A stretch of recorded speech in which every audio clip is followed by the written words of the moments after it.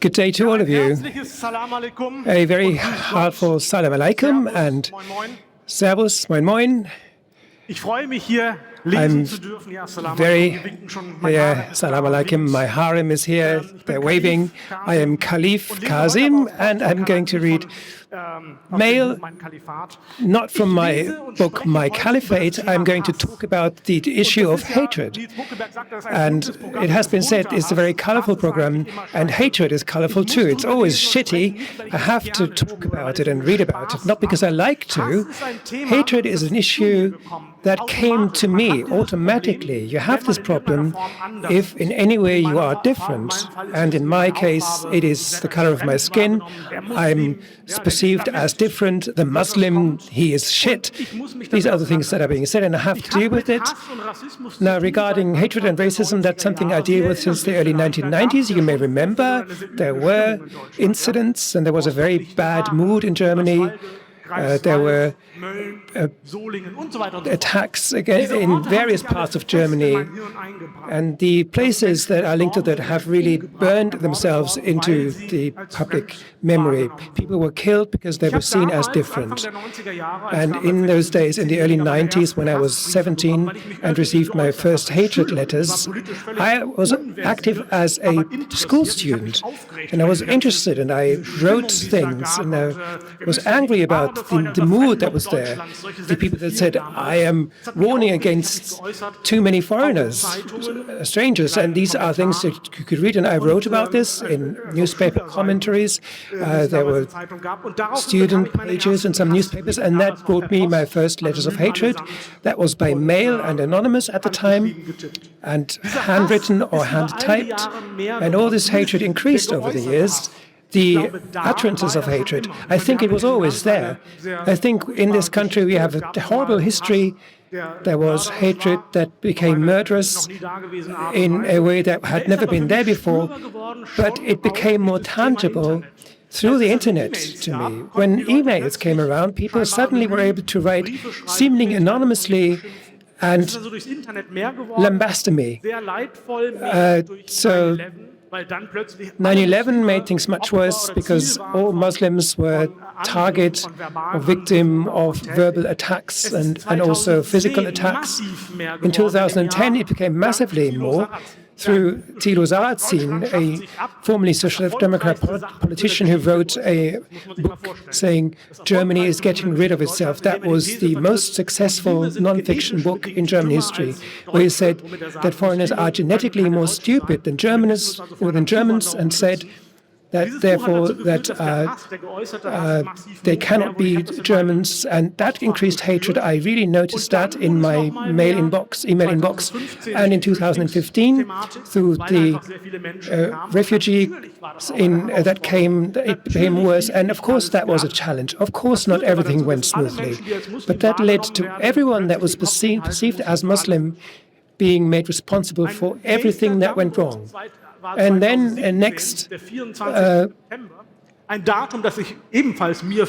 another sea change was in September 2016. 2017, September 2017, when a largely right extremist party entered German parliament, and it didn't just get just above the threshold of 5%. They actually received 12.96%. And on that day, a Sunday in September 2017, there was an anonymous email in my mailbox. I was a correspondent in Vienna for the Spiegel magazine. And the message said, from today on, there's only one place in Germany for people like you at the gallows. And that is the kind of tone that is we have in Germany these days. And I had a dispute with a colleague because I would answer these people quite harshly. I would not accept this, but I would respond in kind. And this colleague called me because apparently some readers had complained about me, saying Kazim is so brutal in his responses.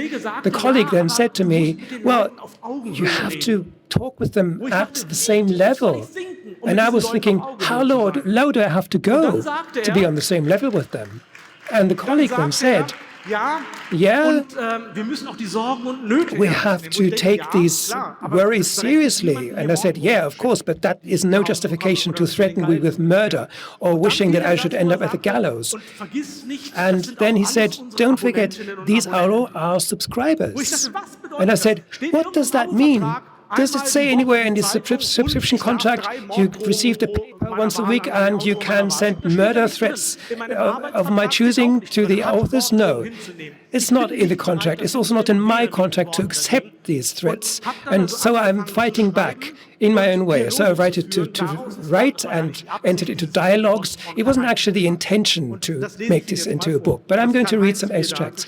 So I'm going to read what Karlheinz wrote to me, a letter of the kind that I've got used to. Karlheinz writes, stating his full address on the 29th of November 2016, 1503, Mr. Kazim, you are an anti-German thinker and writer. I have never read anything sensible from you, never. You really allow yourself, you as a foreigner, allow yourself to teach us Germans in a highbrow tone. You just get to me, then I'll show you what a real German is. You shouldn't ever write something like that to me.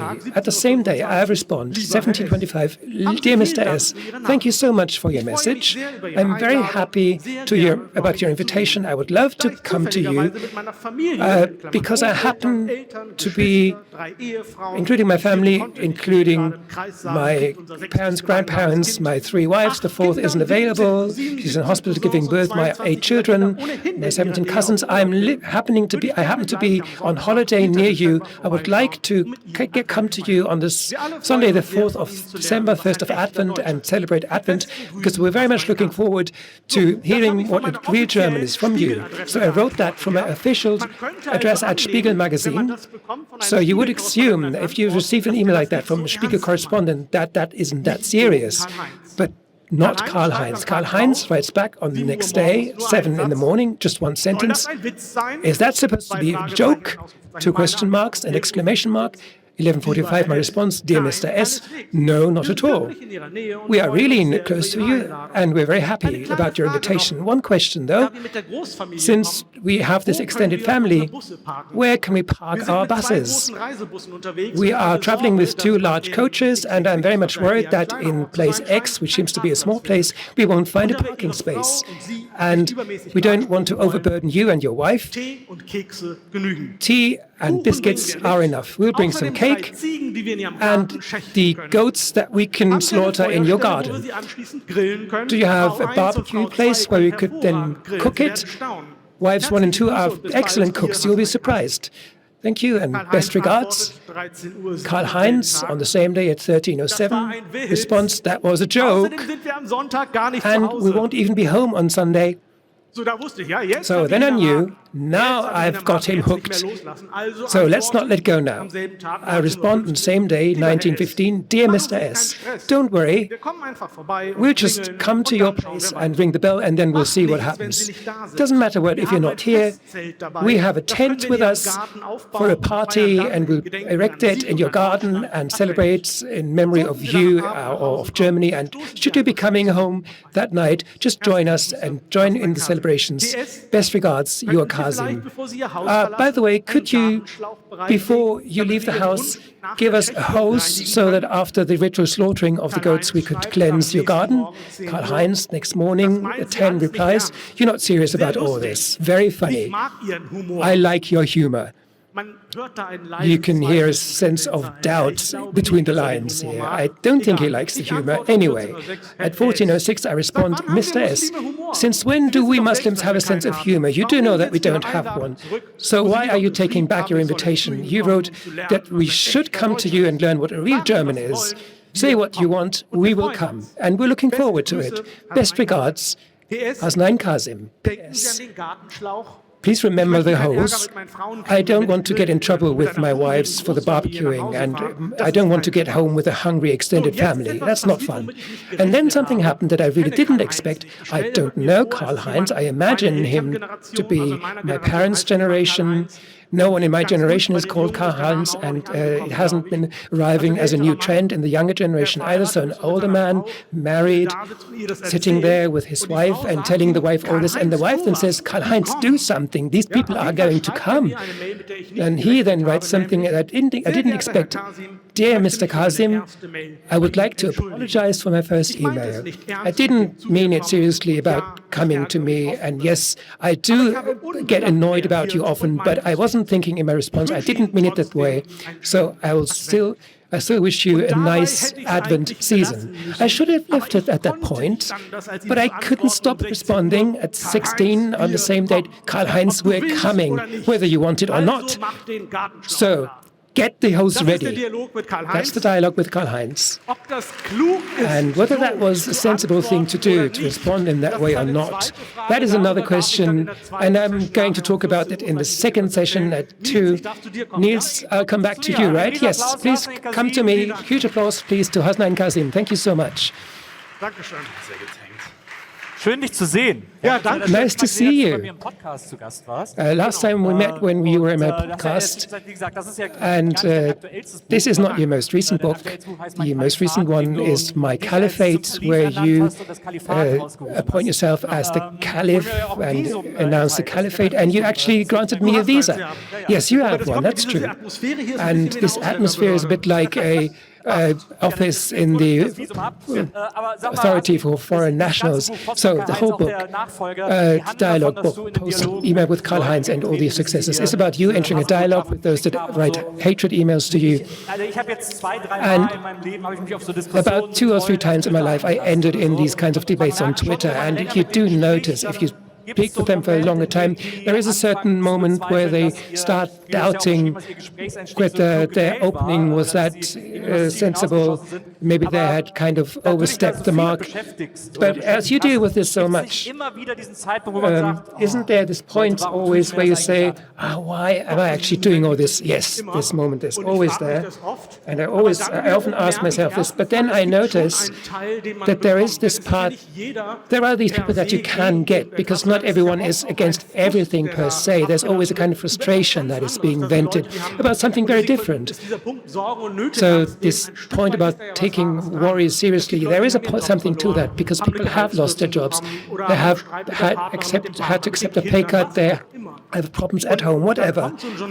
And then a journalist like me comes, writes a commentary in some paper, on some website or in a paper or in social media, writes something that they really get annoyed about. And I am then the valve, and I receive all that frustration. Not the one I wanted to have as I became a writer, to become the kind of therapist, but that's how it is.